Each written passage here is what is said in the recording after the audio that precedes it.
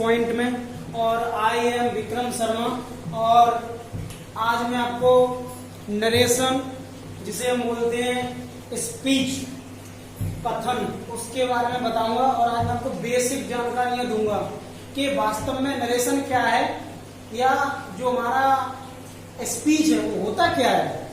तो मैं वीडियो को स्टार्ट करूं उससे पहले मैं आपको बताना चाहता हूं कि अगर आप मेरे चैनल पर नए हैं तो प्लीज चैनल को सब्सक्राइब कर दीजिए, जिससे क्या होगा, आने वाले समय में जब भी मैं न्यू वीडियोस डालूंगा तो उसकी जो अपडेट्स है वो आपको समय समय पर मिलती रहेगी। तो चलिए स्टार्ट करते हैं। और इस वीडियो में मैं आपको नरेशन के बारे में कुछ ऐसे रहस्य बताऊंगा जो आपने अपने जीवन में आज से पहले कभी नहीं सुने होंगे। यस, इसीलिए वीडियो को अंत तक देखिए अगर आप वास्तव में उन सभी रहस्यों को जानना चाहते हैं। तो चलिए स्टार्ट करते हैं। तो पहला जो हमने टॉपिक लिया है जिसका मीन्स है नरेशन, जिसको हम हिंदी में कथन कहते हैं। कथन क्या होता है? जैसे मान लीजिए कोई व्यक्ति कुछ बोल रहा है, किसी ने कुछ कहा या बोला, वो हमारा स्टेटमेंट होता है, उसी को हम कथन या नरेशन कहते हैं। ठीक है। और जो नरेशन होते हैं उसके दो भाग होते हैं। नरेशन के दो पार्ट्स होते हैं। कौन कौन से होते हैं? सबसे पहले होता है डायरेक्ट स्पीच। नरेशन को हम स्पीच भी कहते हैं, चाहे हम नरेशन कहें या स्पीच कहें, दोनों का मीन्स एक ही होता है। पहली बात, ठीक है। तो जिसे आप नरेशन कहते हो उसको आप स्पीच भी कह सकते हो, क्योंकि दोनों का जो मीन्स होता है वो एकदम सेम होता है। तो ये इसके दो भाग होते हैं। सबसे पहले होता है डायरेक्ट स्पीच, जिसको हम प्रत्यक्ष कथन कहते हैं। और दूसरा होता है इनडायरेक्ट स्पीच या इनडायरेक्ट नरेशन, या डायरेक्ट नरेशन या डायरेक्ट स्पीच एक ही मीन्स होता है, पहले भी मैं बता चुका हूं। तो डायरेक्ट स्पीच का मीन्स होता है प्रत्यक्ष कथन, और इनडायरेक्ट स्पीच का मीन्स होता है अप्रत्यक्ष कथन। तो सबसे पहले हम जानेंगे कि डायरेक्ट स्पीच क्या होता है। कि वक्ता द्वारा कही गई बात को ज्यों का त्यों लिख देना। जो वक्ता होता है, वक्ता क्या होता है? स्पीकर। स्पीकर कौन होता है? बोलने वाला। ठीक है। तो वक्ता द्वारा कही गई बात को ज्यों का त्यों लिख देना ही उसे हम डायरेक्ट स्पीच कहते हैं। क्या कहते हैं? Direct speech. तो डायरेक्ट स्पीच क्या होता है? वक्ता द्वारा कही गई बात को ज्यों का त्यों लिखना, उसे हम डायरेक्ट स्पीच कहते हैं। जैसे मैंने एग्जांपल लिया है, Niharika said to me, Niharika ने मुझसे कहा, I am coming from Agra, मैं आगरा से आ रहा हूं। तो यहाँ पर जो उसने बात बोली है उसको ज्यों का त्यों लिखा गया है, इसमें कोई भी अपने कोई चेंजेस नहीं है। तो बात को जो निहारिका के द्वारा बात कही गई है वो ज्यों का त्यों लिखा गया, उसमें कोई भी चेंजेस नहीं किए। तो ये हमारा डायरेक्ट स्पीच है, उसको हमने ज्यों का त्यों लिखा है। ठीक है। अब डायरेक्ट स्पीच में ये कॉमा, इन्वर्टेड कॉमा भी लगा होता है, इसके बारे में भी जानेंगे कि जो हमारा डायरेक्ट स्पीच होता है इसके भी दो भाग होते हैं। डायरेक्ट स्पीच के भी दो भाग होते हैं। कौन कौन से होते हैं? सबसे पहले होता है रिपोर्टिंग क्लाउज। अब आप सोच रहे होंगे ये रिपोर्टिंग क्लाउज क्या है, क्योंकि आप में से मोस्टली लोगों ने ये पढ़ा हुआ रिपोर्टिंग वर्ब। तो आपने पढ़ा है, कोई दिक्कत नहीं, मैं आपको क्लियर कर दूंगा रिपोर्टिंग वर्ब एग्जैक्टली होता क्या है। तो इसके दो भाग होते हैं। सबसे पहले होता है रिपोर्टिंग क्लाउज और दूसरा होता है रिपोर्टेड स्पीच। ठीक है। तो जो ये देखो नोट में भी लिखा हुआ है, कॉमा, इन्वर्टेड कॉमा के अंदर के भाग को हम रिपोर्टेड स्पीच कहते हैं। तो जो हमारा कॉमा, इन्वर्टेड कॉमा के अंदर का भाग होता है, ये कॉमा है और ये इन्वर्टेड कॉमास है। ये कॉमा है और ये इन्वर्टेड कॉमास है, यानी कि कॉमा, इन्वर्टेड कॉमास के जो अंदर का भाग होता है उसे हम क्या बोलते हैं? रिपोर्टेड स्पीच कहते हैं उसे। और बाहर के भाग को हम रिपोर्टिंग क्लाउज कहते हैं। यस, जो कॉमा, इन्वर्टेड कॉमास के बाहर का भाग है उसको हम क्या बोलते हैं? रिपोर्टिंग क्लाउज कहते हैं। तो ये याद रखना है, ये जो है वो हमारा क्या है? Reporting speech.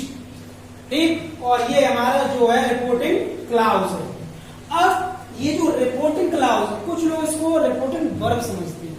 तो मैं आपको एग्जैक्टली बताना चाहता हूं कि वास्तव में रिपोर्टिंग वर्ब क्या होता है। देखिए ये आपको दिख रहा है सेड, ये होती है हमारी रिपोर्टिंग वर्ब। तो मैंने यहाँ पे लिखा हुआ है एक चीज को, सबसे पहले लिखा है निहार का। इसको आप रिपोर्टर भी कह सकते हैं क्योंकि ये सूचना देने वाला, रिपोर्ट करने वाला। इसको आप स्पीकर भी कह सकते हैं क्योंकि यही बोलने वाला है। तो सबसे पहले जो स्टार्टिंग में जो वर्ड यूज किया गया है उसको आप रिपोर्टर या स्पीकर कहेंगे। और जो वर्ब दिख रही है इसको हम रिपोर्टिंग वर्ब कहते हैं। ये याद रखना, ये पूरा भाग रिपोर्टिंग वर्ब नहीं होता है, ये पूरे भाग को हम रिपोर्टिंग क्लाउज कहते हैं, न कि रिपोर्टिंग वर्ब। इसमें जो रिपोर्टिंग वर्ब होता है वो हमारा सेड होता है, रिपोर्टिंग वर्ब। और जो लास्ट में मी लिखा है वो हमारा ऑब्जेक्ट होता है। तो ये बेसिक इंफॉर्मेशन है। अब आप सोच रहे हो टू क्या है, टू एक प्रपोजिशन है सिंपल सा, तो ये समझना है आपको। ये जो बाहर का भाग होता है उसे आप रिपोर्टिंग क्लाउज कहते हैं, और भीतर के भाग को रिपोर्टेड स्पीच कहा जाता है। आज से पहले शायद आपको ये आपने शायद पहली बार सुनाओ, हो सकता हो आप में से किसी ने सुनाओ, ऐसा कोई नहीं है, ऐसी बात नहीं, हो सकता है आपने सुनाओ। ठीक है, तो ये तो बात थी हमारी डायरेक्ट स्पीच की। अब हम बात करते हैं इनडायरेक्ट स्पीच क्या होता है। इनडायरेक्ट स्पीच देखिए, वक्ता द्वारा कही गई बात को अपने शब्दों में कहना या बताना। तो वक्ता द्वारा कही गई बात को अपने शब्दों में लिखना, किसी की बात को अपने शब्दों में लिखना, उसे हम इनडायरेक्ट स्पीच कहते हैं। अब ये हमारा डायरेक्ट स्पीच है, मैंने इसको इनडायरेक्ट स्पीच में चेंज कर दिया, मतलब मैंने इसमें कुछ परिवर्तन किए, मतलब इसको मैंने अपनी भाषा में लिख दिया। तो वही क्या होता है इनडायरेक्ट स्पीच।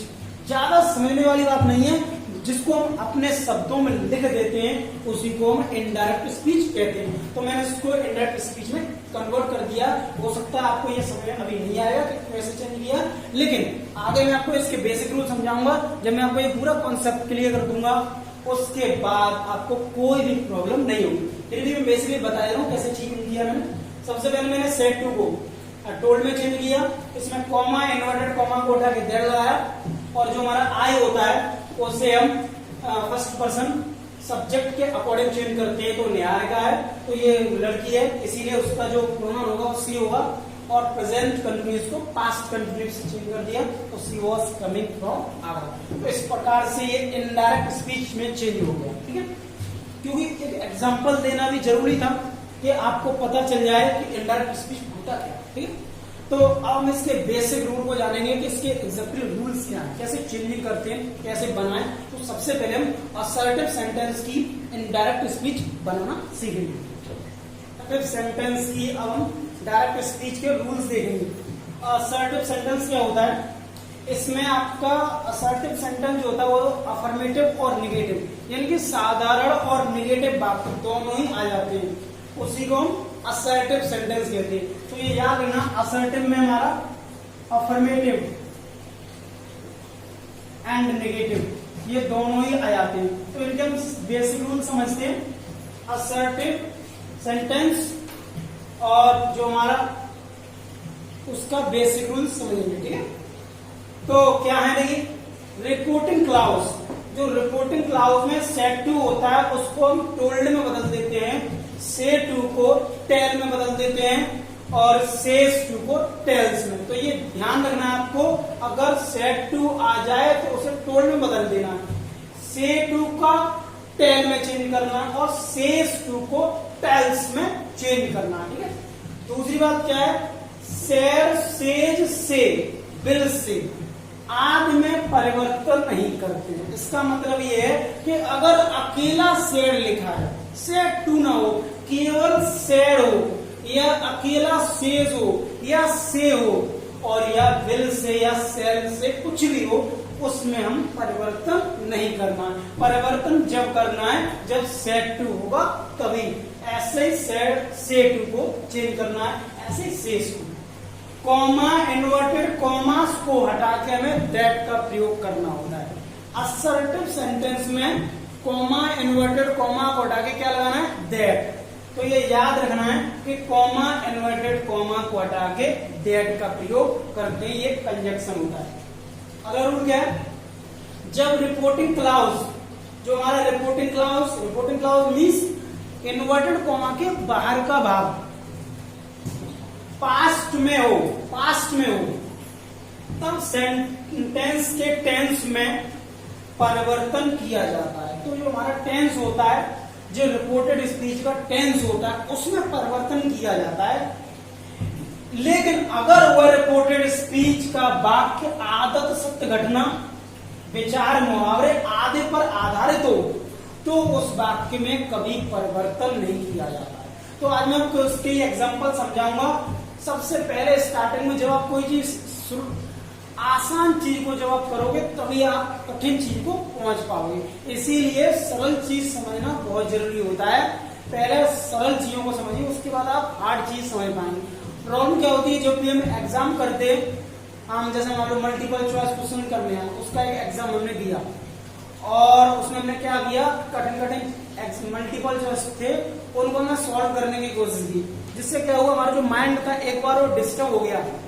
फिर जो सरल चीजों हम कर सकते थे वो ही भूल गए। इसीलिए जब भी कोशिश करो एमसीक्यू से रिलेटेड आपका एग्जाम हो तो आप उसमें सबसे पहले इजी मल्टीपल चॉइस को करने की कोशिश करो। तो देखिए मैं आपको बेसिक में सबसे पहले सरल चीज पर फोकस किया मैंने, जिससे कि आपका टॉपिक जो है ऐसे क्लियर हो जाए कि जीवन भर आपको याद रहे। तो क्या बताया गया कि रिपोर्टिंग क्लास पास्ट में हो तो सेंटेंस के टेंस में परिवर्तन किया जाता है। लेकिन अगर रिपोर्टेड स्पीच का वाक्य किसी आदत, किसी सत्य घटना या मुहावरे, लोकोक्तियों पर आधारित है तो कभी उसमें कोई परिवर्तन नहीं करेंगे। अब जैसे मैंने एक सेंटेंस लिया, सूर्य बहुत गर्म है। अगर मैं कह दूं कि सूर्य बहुत गर्म था तो ये बात गलत हो जाएगी। इसमें कोई परिवर्तन नहीं करेंगे क्योंकि एक बात सत्य है। तो अब मैं इसके कुछ एग्जांपल्स लेता हूं और आपको समझाने की कोशिश करता हूं। मैं अगर आपने ये रूल्स लिखे नहीं है तो एक बारी आप इसको लिख लीजिए, जिससे स्क्रीनशॉट ले लेना चाहते हो स्क्रीनशॉट भी इसका ले सकते हैं। आई थिंक आपने स्क्रीनशॉट ले लिया होगा। चलिए अब इसको थोड़ा रब कर दीजिए, ठीक है। तो देखिए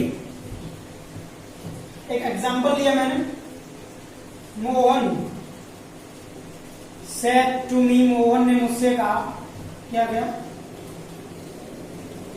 honesty is the best policy, ईमानदारी सबसे अच्छी नीति है। ये एक विचार है, मुहावरा है, या कह सकते हैं एक थॉट है, ठीक है। अब ये एक सच बात है कि ईमानदारी सबसे अच्छी नीति होती है। अब इसमें आप कोई चेंज नहीं करेंगे, इसमें चेंज नहीं करेंगे। रिपोर्टेड स्पीच का जो वाक्य है उसमें कोई चेंजिंग नहीं कर रहे, केवल उसमें यहाँ तो चेंजिंग करनी पड़ेगी आपको। तो देखिए चलिए बनाते हैं। मोहन, सबसे पहले मैंने आपको क्या बताया कि सेड टू को हम टोल्ड में चेंज कर देते हैं, तो सेड टू के स्थान पर क्या लगाना है, टोल्ड लगा दिया। अब क्या लगाया, मी लगा दिया। तो उसके बाद मैंने आपको बताया कि कॉमा, इन्वर्टेड कॉमा के स्थान पर, कॉमा इन्वर्टेड कॉमा, ये कॉमा इन्वर्टेड कॉमा को हटा के क्या लगाते हैं, दैट। तो मैंने इसमें दैट लगा दिया और बाकी वाक्य में कोई चेंजिंग नहीं करेंगे क्योंकि वो वाक्य जो है वो सत्य घटना पर आधारित है। तो हो जाएगा honesty is the best policy. तो बहुत ही इजी है, कुछ नहीं है, बस ये याद रखना है कि ये मोस्टली टेंस पास्ट का ही हुआ। सेड टू दिया हो तो उसे टोल्ड में चेंज कर दो, सेड टू, और अकेला सेड दिया है तो उसका सेड ही रहेगा, और कॉमा इन्वर्टेड कॉमा को हटा के दैट लगा दो जब कोई बात सत्य घटना, मुहावरे ऐसे पर आधारित कोई बात हो या किसी आदत पर आधारित हो। देखिए एक एग्जांपल और लिए मैंने, जैसे मैंने कहा अतुल सेड, अतुल ने कहा, क्या कहा, Virat Kohli is present captain of Indian cricket team. Virat Kohli जो है वो भारतीय क्रिकेट टीम के वर्तमान के कप्तान है। चलिए इसको बनाते हैं। तो सबसे पहले अतुल, शेर का सही रहेगा, मैंने बताया आपको कि शेर फेज से, इसमें कोई परिवर्तन नहीं करना है, ठीक है ना। तो शेर का सही रहेगा। अब कॉमा मेट्रो कॉमा बढ़ा के लगाएंगे दैट, और जो वाक्य उसको वैसा लिख देंगे, लिखा है कि जो विराट कोहली है वो इंडियन क्रिकेट टीम के वर्तमान कप्तान है। 100 आना बात सच है, बिल्कुल सच फैक्ट है ये। तो इसमें कोई परिवर्तन आपको नहीं करना है, टेंस को ज्यों का त्यों लिख देना है, ठीक है ना। तो मेरे ख्याल में आपको ये तो चीज बहुत ही, यहाँ तक तो आपको सब कुछ कॉन्सेप्ट जो है आपका क्लियर हो गया हुआ। तो आगे के जो रूल्स हैं कि कैसे परिवर्तन करते हैं पास्ट में और प्रेजेंट में, वो सब चेंजेस हम नेक्स्ट वीडियो में जानेंगे और कोशिश करेंगे नेक्स्ट वीडियो में आपका जो असर्टिव है वो बिल्कुल क्लियर करा दिया जाए। तो इसे ज्यादा से ज्यादा इसे को शेयर कीजिए, जिससे क्या होगा कि लोगों के पास, जो लोगों को ये नई इंफॉर्मेशन इसके बारे में नहीं मालूम है डायरेक्ट स्पीच के बारे में, तो वो कुछ नया सीखेंगे, क्योंकि जो ज्ञान होता है वो बांटने से बढ़ता है। तो आप इस वीडियो को ज्यादा से ज्यादा शेयर कीजिए, जिससे ज्यादातर लोगों का जो ज्ञान है वो इंक्रीज हो, बढ़े। ठीक है। और मैंने आपके लिए 10 डिस्क्रिप्शन बॉक्स में मैंने आपके लिए बिल्कुल इजी है, इसको आप बनाएंगे, प्रैक्टिस भी हो जाएगी, आप अच्छे से सीख भी गए होंगे। और जब आप प्रैक्टिस कर लेंगे, बोलते ना practice makes a man perfect, practice एक आदमी को बहुत परफेक्ट बना देता है। ठीक है। तो डिस्क्रिप्शन बॉक्स में मैंने आपके लिए 10 वाक्य दिए हैं, डायरेक्ट स्पीच है, उनको आप इनडायरेक्ट स्पीच में कन्वर्ट करेंगे। सब सत्य घटना पर आधारित है, कुछ नहीं करना है, केवल सेट टू को टोल्ड मेंशन करना है और कॉमा इन्वर्टेड कॉमा को हटा के दैट लगाना। हो सकता है अकेला शेड हो तो शेड ही लगना है। ठीक है। तो आप कुछ नई चीज भी जानेंगे, कुछ नए तथ्य भी जानेंगे, कौन कौन से फैक्ट हैं। ठीक है।